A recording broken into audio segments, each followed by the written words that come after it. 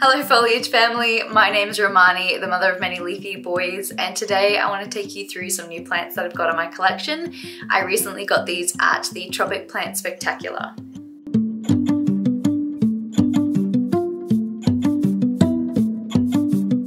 So the Tropic Plant Spectacular happens, I think it's biannually, so twice a year, and they usually have it up at the Mount Cootha Botanical Gardens here. It is beautiful. I didn't take as many videos as I normally do, but I will tack some of those videos in beside me here of the kind of plants that they had on the day. I knew that I didn't want to buy too many plants. My collection is getting pretty big at this point, but there were some goals heading into it. I am always on the hunt for more moss, and I really wanted to get something that I haven't been able to find in Australia yet. There's a lot of plants that become a little bit more common in, say, America and other countries before I actually see them in Australia. We've just got a smaller market, so we find plants come to us a little bit slower as well. But I wanted to find something I hadn't seen before. I wanted to find something that I'd never heard of before, and I wanted some kind of variegated anthurium. I feel like I pick up a variegated anthurium every single year that I go, like a different version of a variegated anthurium, but my wish list was a velvet leafed, and I actually came away, I would say, with pretty much everything that was on that wish list. So without further ado, I am going to show you those plants. So about a month has passed since I actually got these plants in my collection. I wanted to acclimate them to my environment a little bit more before I showed them to you. This is the beautiful variegated anthurium. I chopped off the other leaves purely because they had a bit of damage on them that made me a bit nervous that it was like a fungus. I didn't think it was a pest. I checked really hard, didn't look like pests. It gave me fungus. If you've ever had velvety anthuriums, you might have experienced this before, but yeah. Fungus vibes meant that I wanted to get rid of those leaves, just in case. But if you saw the other leaves, you would know that the variegation goes a little bit white. So it doesn't go stark white, but a creamy white. This is just a new leaf. So you might, I'm just gonna cover my face. So you might not be able to see the vision, but this does go down to quite a creamy, nice white. It just comes in yellow. I'm not the biggest fan of yellow variegation, so I'm waiting and excited for when it starts to fade down to the white. I think a lot of variegated anthuriums do this, or just in fact a lot of variegation starts off that really yellow color and then fades down to a nice cream. I don't mind the yellow. I very much prefer whiter variegation. It is a Forgetii cross variegated. And that was the first one. It has a new leaf on the way as well. You can see right there. It has a new little leaf bud right here. And you can see where I cut off all the other ones, but it's been pretty easy going. It's been here for a month. Doesn't look to be getting sad or anything like that. So yeah, on to the next. The next one was actually just sitting right there. This one here is a beautiful syngonium. And cover my face so it focuses on the beautiful plant.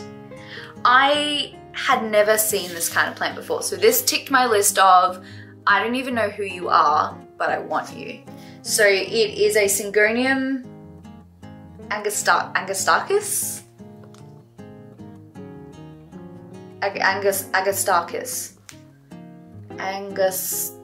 Angustatum.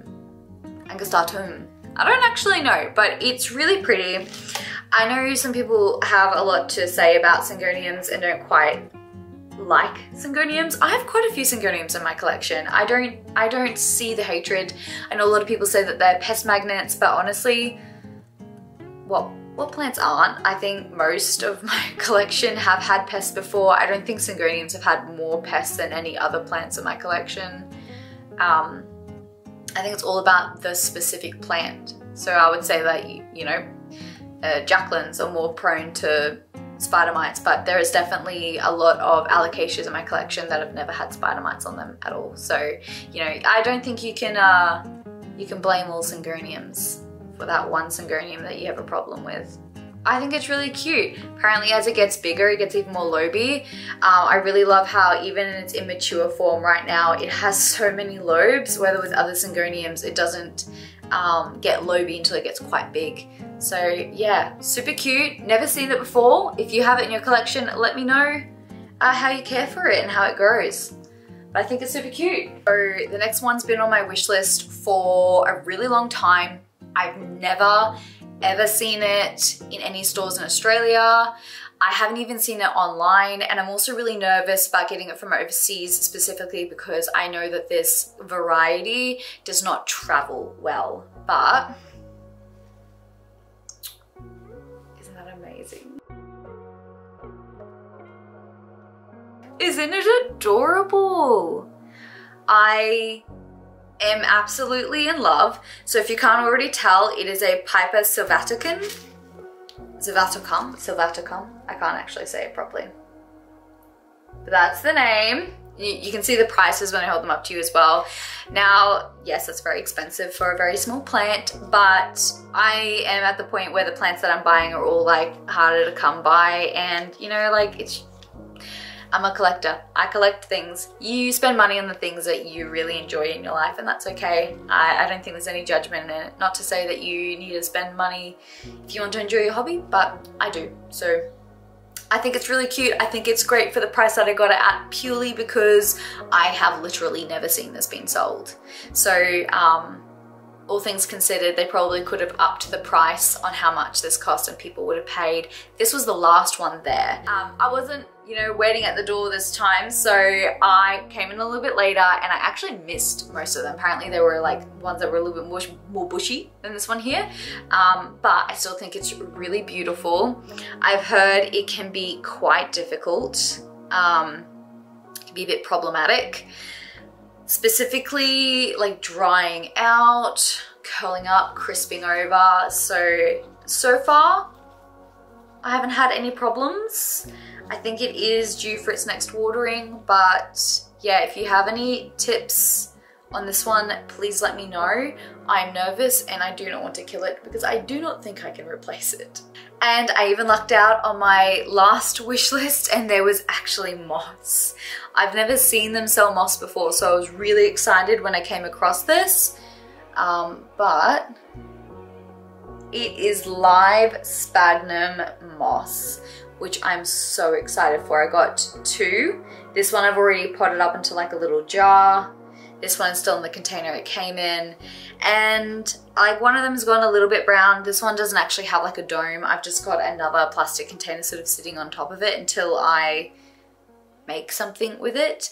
But this one is sitting with like a little lid on top of it. I think they're just really cute. I love the star pattern of sphagnum moss. And I love the smell of it. I don't know if that's weird, but I really love the smell of moss. So I managed to get everything on my wish list for this plant festival. I'm so glad I managed to find pretty much everything I wanted on my wish list at the Tropic Plant Spectacular. I will be going back. I go every single time it runs. It runs every 6 months. Next one I believe is in November. We'll be there for it. And a lot of people have asked me, where do you get your Pallidophorum from? Where do you get your Validophorum from? Where do you get some of your rare plants from? The answer is I always save a lot of my money to go to the spectacular so I can get those rare plants, because I think his name is Duncan. I think he has some great anthuriums, and in my experience, has the most variety of anthuriums as well. Super great. He has a stall there. Every single time he's had a stall there. Companies like Gotcha Plants is also there. There's just some really great companies that show up for this particular event. It is run by the Tropic Gardener, so if you can't make it to the event, some of the plants are also sold at the Tropic Gardener, which is in Kenmore if you're around the area. But I thought I'd take a couple of seconds just to name drop, if you live in Queensland around Brisbane, some nurseries that I traverse and some online nurseries that I use if you're on the hunt for some of the plants that I have in my collection. So obviously, first point of call is I always save my money for the Tropic Plant Spectacular. It is fantabulous. Also, Tropic Gardener is another great nursery. Usually I make a day of it and I go to the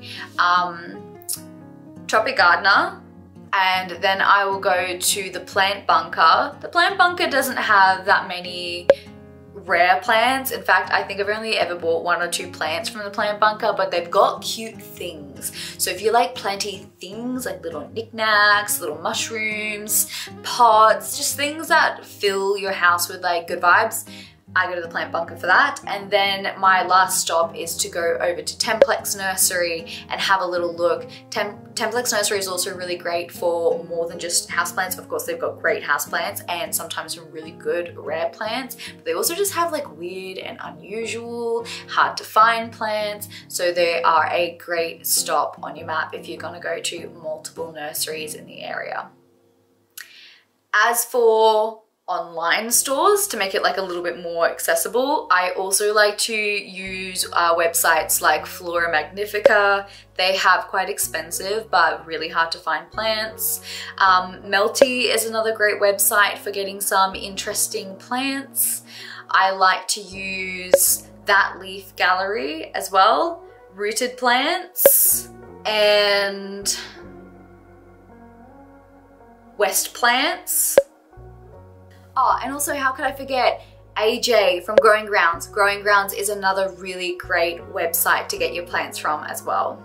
I've tried to think of every single one that I can, but if I can remember any others, I was on my phone to try and remember some of them. If I remember any others, I will also tag all of the websites that I've mentioned and all of the nurseries that I've mentioned in the caption below, along with any others that I can think of as well. And these are the companies that I go to for the more hard to come by plants. Not your bog standard everyday plants, the things that are like, how do they have that? I'm watching that YouTube channel, where did you get that and how can I get that too? Those are the companies that I go to get those really cool plants. And as I was looking up new plants, I just saw that there's a medium Zeppelinum variegated on her website, AJ's website, and it's stunning and I want it. So hopefully you're able to find something that you're looking for at any of those locations. But if you have a suggestion, if you have any nurseries that are in, you know, the Brisbane area, Logan area, this general vicinity of Queensland, and would like to share it with everyone, drop it in the comments below and share those websites, share those locations of the nurseries to let us know. I would love to find some places that I haven't been before, or find some online nurseries that I haven't been able to explore before. I feel like every couple of weeks I'm always finding a new one that I've never seen before.